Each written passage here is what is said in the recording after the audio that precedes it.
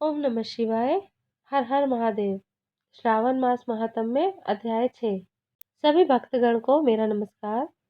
श्रावण मास महात्म्य अध्याय 6। इस अध्याय में सुनिए सोमवार व्रत विधान। सनत कुमार बोले, हे भगवान, मैंने रविवार का हर्षकारक महात्म्य सुन लिया। अब आप श्रावण मास में सोमवार का महात्म्य मुझे बताइए। ईश्वर बोले, हे सनत कुमार, सूर्य मेरा नेत्र है, उसका महात्म्य इतना श्रेष्ठ है, तो फिर उमा सहित सोम मेरे नाम वाले उस सोमवार का कहना ही क्या। उसका जो महात्म्य मेरे लिए वर्णन योग्य है, उसे मैं आपसे कहता हूँ।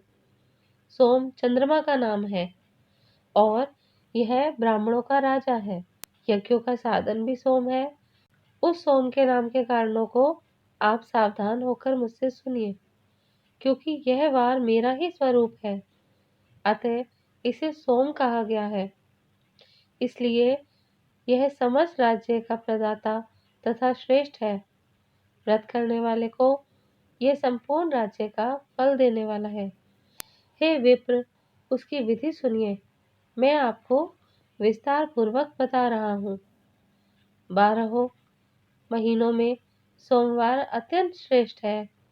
उन मासों में यदि सोमवार व्रत करने में असमर्थ हो, तो श्रावण मास में इसे अवश्य करना चाहिए। इस मास में इस व्रत को करके मनुष्य वर्ष भर के लिए व्रत का फल प्राप्त करता है। श्रावण में शुक्ल पक्ष के प्रथम सोमवार को यह संकल्प करें कि मैं विधिवत इस व्रत को करूंगा या करूंगी। शिव जी मुझ पर प्रसन्न हो। इस प्रकार चारों सोमवार के दिन यदि 5 हो जाए, तो उसमें भी प्रातःकाल यह संकल्प लें और रात्रि में शिव जी का पूजन करें। 16 उपचारों से सायंकाल में शिव जी की पूजा करें और एकाग्रचित होकर इस दिव्य कथा का श्रवण करें। हे सनत कुमार, इस सोमवार को कही जाने वाली विधि को अब मुझसे सुनिए।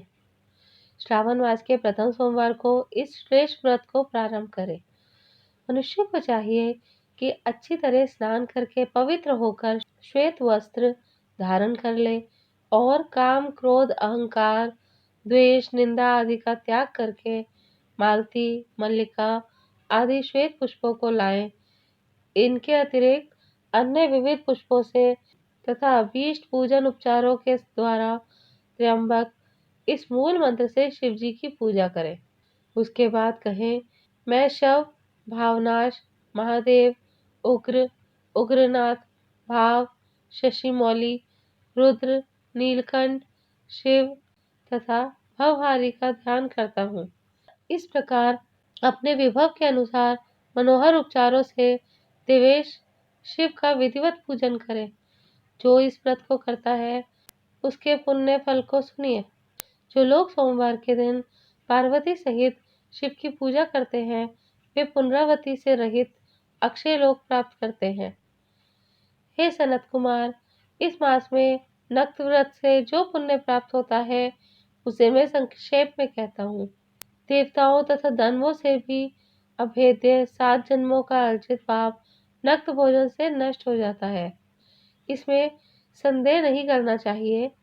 अथवा इस अत्युत्तम व्रत को उपवास पूर्वक करें। इसे करने से पुत्र की इच्छा रखने वाला मनुष्य पुत्र प्राप्त करता है और धन चाहने वाला धन प्राप्त करता है। वह जिस जिस अभीष्ट की कामना करता है, उसे पा लेता है। इस लोक में दीर्घकालिक वांछित सुख उपभोगों को भोग कर दीर्घकालिक वांछित सुख उपभोगों को भोग कर अंत में श्रेष्ठ विमान पर आरूढ़ होकर वह रुद्र लोक में प्रतिष्ठा प्राप्त करता है।